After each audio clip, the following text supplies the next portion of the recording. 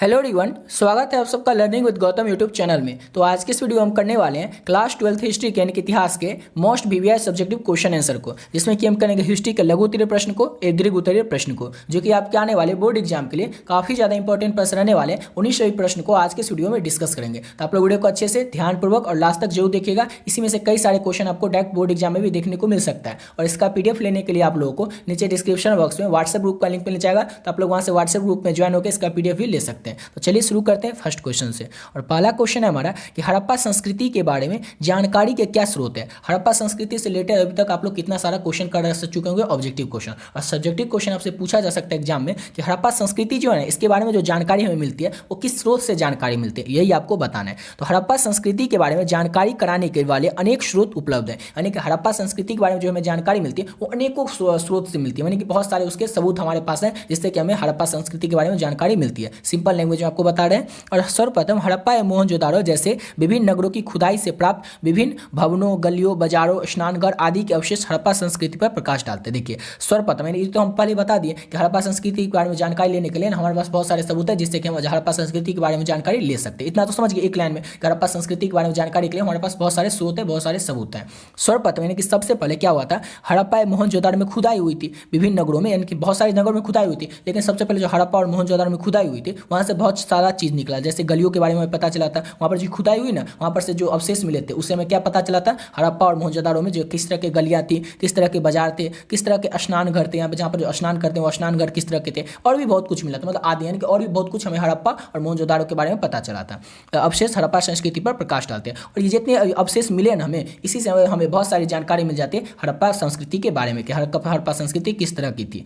इन अवशेषों से हड़प्पा संस्कृति के नगर निर्माण एवं नागरिक प्रबंध के विषय में भी हमें पर्याप्त जानकारी मिलती है। मतलब उस समय में नगर निर्माण किस तरह से हुआ था, उस समय के नागरिक किस तरह के रहे होंगे, इस जितना अवशेष हमें मिला है, जितना सबूत हमें मिला, जितना साक्ष्य हमें मिला, उस सबसे हड़प्पा संस्कृति के लोग कैसे रहेंगे या किस तरह के रहते होंगे वो सब हमें जानकारी मिल जाती है। समझ गए, सिंपल सा क्वेश्चन था और सिंपल आंसर में आपको बता रहे, इसमें कोई किताबी लैंग्वेज आपको नहीं ऐड किए ताकि आप लोगों को पढ़ने में दिक्कत हो। एक बार में आपको बता सकते हैं इसका आंसर, किस कोई आपसे पूछे या आपसे बोर्ड एग्जाम में पूछा जाए तो कि हड़प्पा संस्कृति के बारे में जानकारी के क्या क्या स्रोत हैं, तो आप लोग अच्छे से याद रखिएगा कि हड़प्पा संस्कृति के बारे में ना जानकारी के अनेकों स्रोत हैं, यानी बहुत सारे स्रोत हैं। सिंपल लैंग्वेज में समझ गए। सर्वप्रथम क्या हुआ था कि हड़प्पा में और मोहनजोदारो में खुदाई का काम हुआ था, वहाँ से ना बहुत सारे साक्ष्य मिले थे, जैसे गलियां वहाँ पर कैसा रहता था या बाजार कैसा था, स्नान घर कैसा था, ये सब साक्ष्य मिला था, और इसलिए हमें और ज़्यादा स्रोत मिल गया हड़प्पा संस्कृति के बारे में। और इतना सारे स्रोत मिल चुका है ना हमें, जिससे कि हमें अब अच्छी तरीके से पता चल चुका है कि हड़प्पा संस्कृति के लोग जो थे वो किस तरह से रहते थे, उनका नागरिक प्रबंध कैसा था, उनके विषय में हमें काफ़ी सारी जानकारी मिल चुकी है, इतने सारे साक्ष्य में मिल चुके हैं कि समझ गए। सिंपल सा क्वेश्चन था और सिंपल सा आंसर आपको बता दिए। अब अगला क्वेश्चन हमारा कि समुद्रगुप्त पर एक संक्षिप्त परिचय थे। आप लोग जानते होंगे इसका क्वेश्चन सब्जेक्टिव ऑब्जेक्टिव कई बार पढ़े होंगे कि भारत का नेपोलियन किसे कहा जाता है, तो समुद्रगुप्त को कहा जाता है। लिच्छवी द्वीप किसे कहा जाता है, तो समुद्रगुप्त को कहा जाता है। और आपसे एग्जाम में सब्जेक्टिव क्वेश्चन में पूछा जाए कि समुद्रगुप्त का एक संक्षिप्त में परिचय थे, यानी कि समुद्रगुप्त कौन था, क्या था, इसके बारे में छोटा सा आंसर आप लोग दीजिएगा। जैसे आपसे पूछा जाएगा, जैसे मेरा नाम गौतम है, मुझसे पूछा जाएगा कि आपका नाम गौतम है, आपके बारे में थोड़ा सा जानकारी हमें चाहिए, तो हम बताएंगे कि मेरा नाम गौतम, मैंने ये किया, मैं ये करता हूँ, ये सब बताएंगे। उसी तरह से आपको संक्षिप्त में बताना है कि समुद्रगुप्त पर एक संक्षिप्त में परिचय थे। समुद्रगुप्त कौन था, क्या था, समझ गए। तो गुप्त शासक चंद्रगुप्त प्रथम का जो उत्तराधिकारी था उसका पुत्र कौन था, तो समुद्रगुप्त। पहले हम बताएंगे जैसे हम अपने पापा का नाम कि मेरे पापा का नाम यह है, वैसे ही गुप्त शासक चंद्रगुप्त प्रथम जो था, चंद्रगुप्त फर्स्ट जो था, उसका उत्तराधिकारी यानी कि उसका पुत्र कौन था, तो समुद्रगुप्त था। समझ गए, सिंपल वे में थे आंसर कि समुद्रगुप्त जो कौन था, तो चंद्रगुप्त प्रथम का उत्तराधिकारी यानी कि उसका पुत्र था समुद्रगुप्त। समझ गए, चंद्रगुप्त प्रथम का पुत्र था समुद्रगुप्त। समझ गए। भारतीय इतिहास में समुद्रगुप्त आस्था का एक महान विजेता तथा प्रभावशाली सम्राट के रूप में स्वीकार किया गया।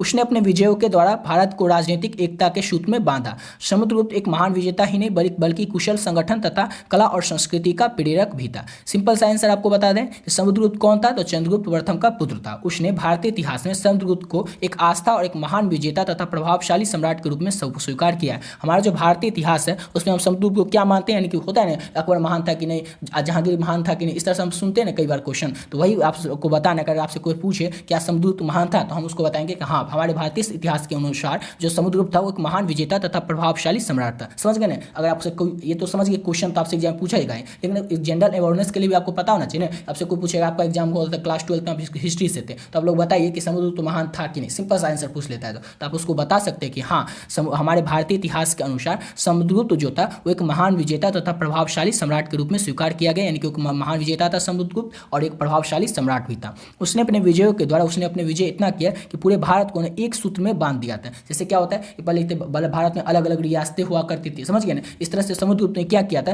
कि अलग अलग रियासतों को विजय करके सबको एक सूत्र में बांध दिया था। इतना महान था समुद्रगुप्त। समुद्रगुप्त एक महान विजेता तो था ही, बल्कि एक कुशल संगठन भी था। मतलब कि समुद्रगुप्त एक महान विजेता ही नहीं, मतलब साथ ही साथ मतलब एक विजेता तो था ही, उसके साथ साथ वह एक कुशल संगठन करता तथा कला संस्कृति का प्रेरक भी था। यानी कला संस्कृति के बारे में उसे जानकारी थी, वो कला संस्कृति को भी बढ़ावा देता था। कौन? तो समुद्रगुप्त। समझ गए? सिंपल सा आंसर आपको बताएं। अगर आपसे एग्जाम पूछा जाए तो इसको सिंपल सा अपने लैंग्वेज में आपको लिखना है। एक और चीज़ आपको बता देते हैं, इसका पीडीएफ आप जब आप लोग ले लीजिएगा तो इसको तो बार बार रिवीजन करके इसको अच्छे से याद करिए लीजिएगा, समझ लीजिएगा, लेकिन आपको रटना नहीं है, याद करना ही नहीं है। पहले ही बता देते हैं, याद नहीं करना है। क्यों नहीं किया करना है? क्योंकि अभी आप लोग यहाँ से पढ़ लिए समुद्रगुप्त का एक्शन में परिचय दे, 4 लाइन पढ़िएगा और बोझिए कहीं अब तो याद हो गया, बाद में फिर से पढ़ते हैं, वो भूल जाइएगा। आपको समझना पड़ेगा। समझना कैसे पड़ेगा तभी बताते हैं। अभी हम आपको समझा दिए, अब समझ भी गए होंगे। अब इसको दिमाग में फिर से रिमाइंड करना है, सोचना है कि समुद्रगुप्त क्या कैसा रहा होगा, वो चंद्रगुप्त का प्रथम का पुत्र होगा, मतलब आंख बंद करके खुद से डिटेल्स सोचना है। ऐसे करके आप सोचिएगा ना तो अपने आप आपको याद हो जाएगा, आप भूलिएगा कभी नहीं। ये नहीं कि ऐसा, ये सब क्वेश्चन क्या है, ये सब क्वेश्चन आगे भी आपके काम आ सकता है। आपका किसी कॉम्पिटेटिव एग्जाम का तैयारी करे उसमें भी पूछ सकता है। तो इस तरह से आपको याद रखना है कि समुद्रगुप्त के बारे में, समझ गए ना? रटिएगा तो भूल जाइएगा, समझिएगा तो याद रहेगा। इसलिए आपको क्या करना है, पीडीएफ लेना है और इसका बार बार रिवीजन करते रहना। मतलब रिवीजन करने का मतलब देख कर ही एक बार पढ़ लेना और फिर मन में रिवाइंड करके सोचना है कि समुद्रगुप्त कौन था, तो मन में अपने आप आ जाएगा कि चंद्रगुप्त प्रथम का पुत्र था, बहुत बड़ा सम्राट हुआ, महान विजेता हुआ, प्रभावशाली सम्राट हुआ। इस तरह से आप लोग सोच लीजिएगा। और जैसे और वो क्या हुआ, वो कला को प्रेरक था, कला और संस्कृति को बढ़ावा देता था, उसका अच्छा जानकार था। सोच लिए। अब जैसे एग्जाम में आएगा तो खुद से बना करके अपने लैंग्वेज में लिखिए। समुद्रगुप्त एक महान शासक था, वो इस चंद्रगुप्त प्रथम का पुत्र था, वो कला और संस्कृति का प्रेरक था या बढ़ावा देता था। खुद से बना के लिखिएगा, अब से बन जाएगा। समझ गए ना? अच्छे से समझ में आ गया होगा। अब अगला क्वेश्चन करते हो। इसी तरह से ना आपको ये नहीं कि आप हिस्ट्री का क्वेश्चन को ऐसे करिएगा, मतलब समझिएगा और सब सब्जेक्ट को रटिएगा, नहीं। सब सब्जेक्ट को सिर्फ समझना है। हम जब भी आपको देखते हैं, वीडियो बताते हैं, देखिए होइएगा आप कि हम सिर्फ और सिर्फ आपको एक ही चीज़ पर फोकस करते हैं कि आप रटिए नहीं, सिर्फ और सिर्फ समझिएगा। समझने से क्या होगा, आप कभी नहीं भूलिएगा, और रटने से क्या होगा, आप भूल जाइएगा। इसलिए आपको सिर्फ समझना है। इसका पीडीएफ लेकर आपको बार बार रिवीजन करना है और समझना है। तो थर्ड क्वेश्चन है हमारा मोस्ट इंपॉर्टेंट क्वेश्चन कि मेगास्थनीज के बारे में क्या जानते हैं आप? मेगास्थनीज के बारे में क्या जानते हैं? कई बार क्वेश्चन आया होगा आपका ऑब्जेक्टिव क्वेश्चन में, इंडिका के लेखक कौन है, या मेगास्थनीज किसका राजदूत था, कहाँ से आया था। ये सब क्वेश्चन तो सब्जेक्टिव में पूछा जाता है, लेकिन ऑब्जेक्टिव में पूछा जाएगा, सॉरी ऑब्जेक्टिव में ये सब पूछा जाता है कि मेगास्थनीज किसका राजदूत था, कहाँ से आया था, या उसके पुस्तक का लेखक कौन है। ऑब्जेक्टिव में पूछा जाता है। और सब्जेक्टिव में पूछा जाएगा आपसे कि मेगास्थनीज के बारे में आप क्या जानते हैं। मेगास्थनीज के बारे में संक्षिप्त में परिचय दें। समझ गए? तो मेगास्थनीज जो होता है ये चंद्रगुप्त मौर्य के दरबार में यूनानी राजदूत था। एक लाइन में आंसर पता चल गया। और सब्जेक्टिव क्वेश्चन भी, ऑब्जेक्टिव क्वेश्चन भी इसका बन जाएगा कि मेगास्थनीज किसके दरबार में आता है, तो चंद्रगुप्त मौर्य के दरबार में आता है और वो यूनानी राजदूत था। ये समझ गए? अगर आपसे पूछा जाएगा मेगास्थनीज कौन था, यात्री था, व्यापारी था, राजदूत था, तो राजदूत था। और इसका सब्जेक्टिव में याद रखिएगा मेगास्थनीज चंद्रगुप्त मौर्य के दरबार में यूनानी राजदूत था। उसे सेल्यूकस ने अपना राजदूत बनाकर चंद्रगुप्त मौर्य के दरबार में भेजा था। मेगास्थनीज ने भारत को जो कुछ देखा उसे इंडिका नाम पुस्तक में लिख दिया था। देखिए सिंपल सा क्वेश्चन था और सिंपल से वे में आपको याद रखना है कि मेगास्थनीज जो था ना वो चंद्रगुप्त मौर्य के दरबार में यूनानी राजदूत बनकर आया था। उसे सेल्यूकस ने भेजा था, किसी को भेजने पर ही नहीं आया होगा, तो उसे सेल्यूकस ने अपना राजदूत बनाकर भेजा था। चंद्रगुप्त मौर्य जो था वो उसके दरबार में आया था। कौन? तो मेगास्थनीज आया था। और मेगास्थनीज जो भारत में आया, चंद्रगुप्त मौर्य के दरबार में आया, और उस समय उसने भारत में जो कुछ भी देखा, जैसे अभी कोई आएगा तो देखेगा भारत में क्या क्या हो रहा है, लोग क्या क्या कर रहे हैं, जैसे आएगा लोग बाहर से जो लोग आएगा वही देखेगा। उस समय जो चंद्रगुप्त मौर्य के समय में मेगास्थनीज जो भारत में आया था उसने जो कुछ भी देखा ना उसी को एक पुस्तक में लिख दिया और उस पुस्तक का नाम दिया इंडिका। याद रखिएगा इंडिका के लेखक कौन है, तो मेगास्थनीज है, ये आपको पता ही होगा। तो जो भी कुछ देखा था उसने भारत में वही सब उसने इंडिका पुस्तक में लिख दिया। आशा करता हूँ इसका आंसर भी आप लोग समझ गए होंगे। अब अगला क्वेश्चन है हमारा, किन्हीं दो गुप्तकालीन मंदिरों के नाम एवं स्थान को लिखें। यानी कि गुप्त काल में कौन से मंदिर थे, उस दो मंदिर का नाम बताना और मंदिर कहाँ पर थे। अभी अगर आपसे यही क्वेश्चन पूछेगा तो कई जगह का अपना बता सकते हैं, कई सारे मंदिर है, समझ गए ना। जैसे अयोध्या का मंदिर आप बता दीजिएगा, वृंदावन का मंदिर बता दीजिएगा, कहाँ कहाँ पर वो सब बता दीजिएगा। उसी तरह से गुप्त काल में कौन से मंदिर थे और कहाँ पर थे उनका नाम क्या था ये आपको बताना है। तो गुप्त काल 2 मंदिर के नाम व स्थान निम्नलिखित था। क्वेश्चन अगर इस तरह से पूछा है तो इसका आंसर भी आप लोग को पहले इस तरह से लिखना पड़ेगा, जिससे आपके क्या होगा, प्रेजेंटेशन अच्छा लगेगा। समझ गया, प्रेजेंटेशन अच्छा होने से क्या होता है, टीचर पर एक अच्छा इंपैक्ट पड़ता है और टीचर आपको अच्छे नंबर देगा। तो पहला मंदिर था गुप्तकालीन मंदिर, देवगढ़ का दशावतार मंदिर। यह वैष्णव धर्म से संबंधित सबसे महत्वपूर्ण मंदिर था। तो 2 मंदिर का नाम बताना था और पहला मंदिर है हमारा देवगढ़ का दशावतार मंदिर। समझ गए ना, कोई और मंदिर भी आप बोल सकते हैं, जैसे हम 2 मंदिर ये बताएं, सिंपल सा था इसलिए बता दें ताकि आपको अच्छे से याद हो जाएगा। और ये जो मंदिर था ये वैष्णव धर्म से संबंधित सबसे महत्वपूर्ण मंदिर था। समझ गए। और दूसरा मंदिर था भूमरा का शिव मंदिर। यह सब धर्म से संबंधित सबसे महत्वपूर्ण मंदिर था। ये सब धर्म से संबंधित है। शिव मंदिर में आप जानते हैं भोला बाबा के मंदिर में कोई भी चला जाता है, कोई भी जाति को, तो यानी कि ये सभी धर्म से संबंधित मंदिर सबसे महत्वपूर्ण मंदिर था भूमरा का शिव मंदिर। और देवगढ़ का दशावतार मंदिर यह वैष्णव धर्म से संबंधित सबसे महत्वपूर्ण मंदिर था। क्वेश्चन समझ गए थे और आंसर भी आप लोग अच्छे से समझ ही गए होंगे।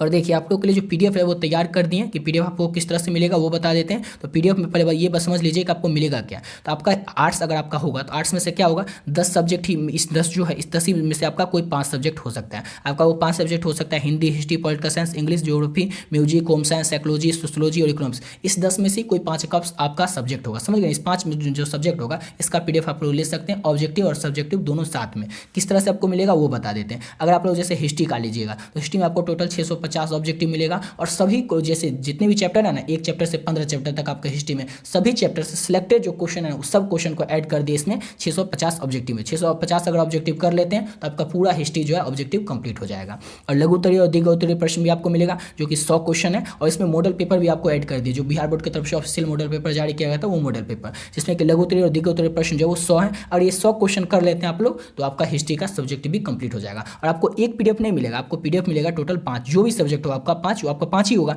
5 सब्जेक्ट का पीडीएफ मिलेगा और कीमत कितना है तो सिर्फ और सिर्फ 25 रुपये। पूछिएगा 25 रुपये क्यों है, कई बच्चे मुझे मैसेज करते हैं कि ये तो फ्रॉड है, 25 रुपये में क्या मिलता है। तो ऐसा नहीं है, फ्रॉड नहीं है। ये इसलिए 25 रुपये रखें ताकि हर एक बच्चा इस पीडीएफ को अफोर्ड कर सके, खरीद सके। उसके पास ऐसा कोई एक्सक्यूज नहीं हो कि हम पीडीएफ नहीं ले सकते हैं इसलिए मेरा अच्छा नंबर नहीं आया, या पीडीएफ तो हम ले ही नहीं सकते, वो तो ज़्यादा है 100-200 का, इसलिए 100-200 कुछ नहीं है। इसका पीडीएफ का कीमत जो सिर्फ और सिर्फ 25 रुपये है। और लेना किस तरह से है तो ये देखिए 7903820891 ये नंबर है। इसी नंबर पर आप लोग को फोनपे, गूगल पे, पेटीएम कुछ भी कर सकते हैं। और इसी नंबर पर आप लोग मैसेज कर, पेटीएम पे, फोन पे, गूगल पे कुछ भी कर दीजिएगा 25 रुपये। और उसके बाद इसी नंबर पे आप लोग व्हाट्सएप भी है, उस पर व्हाट्सएप पर आप लोग उसका स्क्रीनशॉट भेज दीजिएगा और इसका पीडीएफ आप लोग को मिल जाएगा। समझ गए ना, इतना सारा सब्जेक्ट है और इसमें से आपका ही कोई 5 सब्जेक्ट होगा। 10 सब्जेक्ट में से आपका कोई 5 सब्जेक्ट होगा और 5 सब्जेक्ट का आपको ऑब्जेक्टिव और सब्जेक्टिव दोनों मिलेगा। एक और चीज़ आपको बता देते हैं, जैसे आप ले लेते हैं हिस्ट्री का और होम साइंस का, एक बात मान के चलते हैं, इसमें आप कहिएगा इसमें 650 क्वेश्चन और इसमें 700 क्वेश्चन क्यों। तो हम इसमें ये नहीं देखें कि क्वेश्चन हम पुराते 500 600 इस तरह से नहीं पुराएं, हम ये देखें कि किस टॉपिक से कौन सा क्वेश्चन इंपॉर्टेंट है वो क्वेश्चन सब ऐड किए। ये नहीं कि हम क्वेश्चन पुराने के लिए 600 पुरा दिए या ज़्यादा पुरा दिए या कम ही पुरा दिए, हम क्वेश्चन का लेवल मिला, वो नहीं।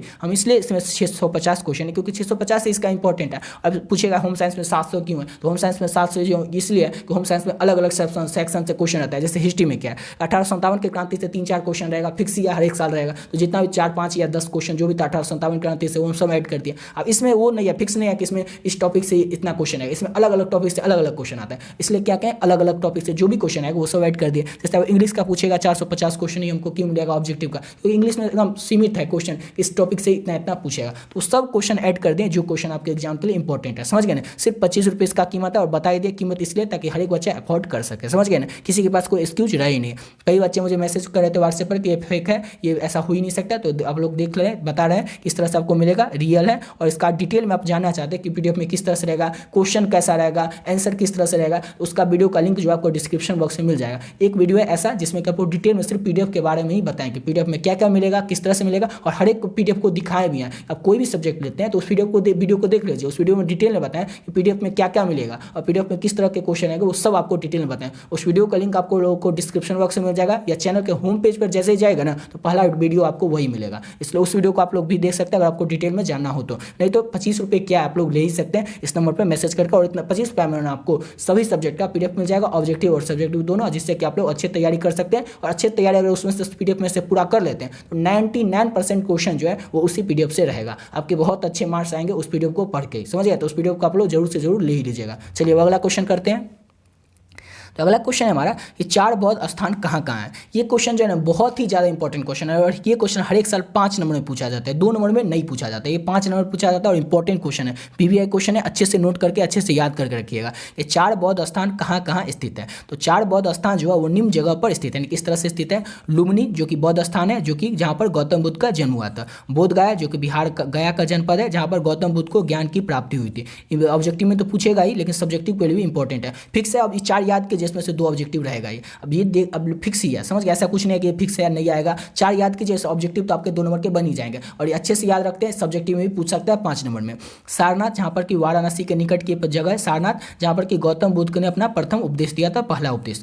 और चौथा है हमारा कुशीनगर देवरिया के निकट, आधुनिक यानी कि अभी के समय में ये कसैया के में है, और जहाँ पर कि गौतम बुद्ध का महापरिनिर्वाण हुआ था। पूछेगा इस वर्ड का मतलब क्या होता है, तो उनकी मृत्यु हुई थी, समझ गए। उनकी मृत्यु को महापरिनिर्वाण कहा जाता है। तो अच्छे से याद रखिएगा कि 4 बौद्ध स्थान कहाँ कहाँ पर है। तो 4 बौद्ध स्थान जो लुम्बिनी में है, गौतम बुद्ध का जहाँ पर जन्म हुआ था। बोधगया जो जहाँ पर कि गौतम बुद्ध को ज्ञान की प्राप्ति हुई थी। सारनाथ जो कि वाराणसी के पास में, वहाँ पर गौतम बुद्ध ने अपना पहला उपदेश दिया था। कुशीनगर जो कि देवरिया के निकट, जिसे कि आधुनिक अभी के समय में कसैया कहते हैं, जहाँ पर कि गौतम बुद्ध को महापरिनिर्वाण हुआ था। अच्छे से याद रखिएगा। और इसका पीडीएफ तो आपको फ्री में मिल जाएगा।